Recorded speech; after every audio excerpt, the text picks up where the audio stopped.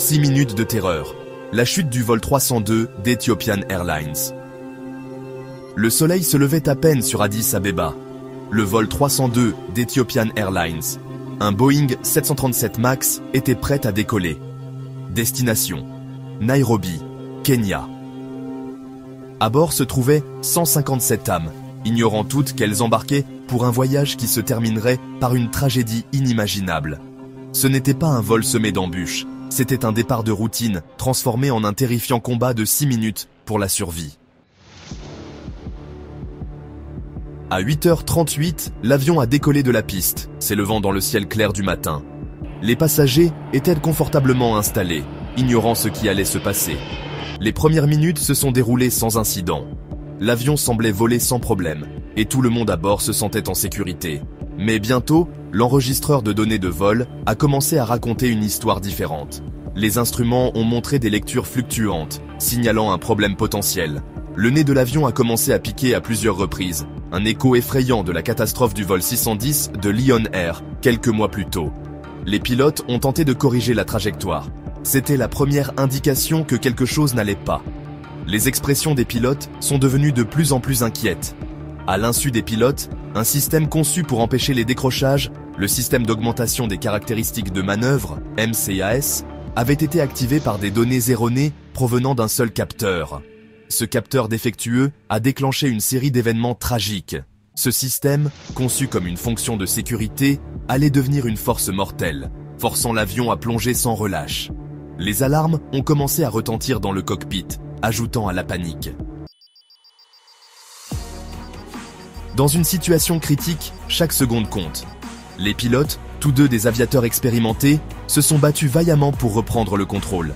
Leur expérience et leur formation étaient démises à l'épreuve.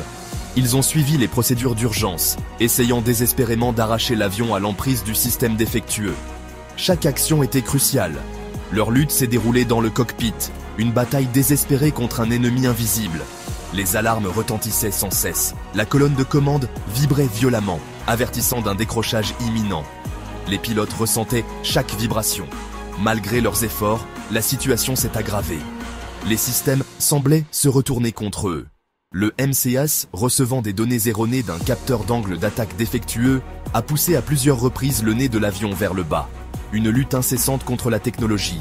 Chaque fois que les pilotes ripostaient, le système se réactivait, les piégeant dans un cycle mortel. Leur détermination était mise à rude épreuve. À 8h44, 6 minutes seulement après le décollage, le vol 302 d'Ethiopian Airlines s'est écrasé près de Bishoftu, en Éthiopie. L'avion, un Boeing 737 MAX, transportait 157 personnes à bord. Toutes ont péri dans l'accident. L'impact n'a laissé aucun survivant. Les familles des victimes ont été plongées dans le deuil et la communauté internationale a été profondément touchée. Le monde a regardé avec horreur. Le deuxième accident mortel impliquant un Boeing 737 MAX en moins de 5 mois, envoyant des ondes de choc dans l'industrie aéronautique.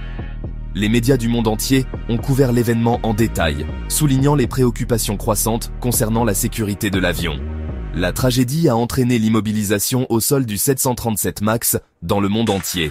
Un événement sans précédent qui a mis en évidence l'importance cruciale de la sécurité aérienne. Les compagnies aériennes et les régulateurs ont dû réévaluer leurs protocoles de sécurité. Les accidents et les enquêtes qui ont suivi ont révélé des défauts critiques dans la conception et la certification du système MCAS. Les ingénieurs et les régulateurs ont travaillé sans relâche pour identifier et corriger ces problèmes.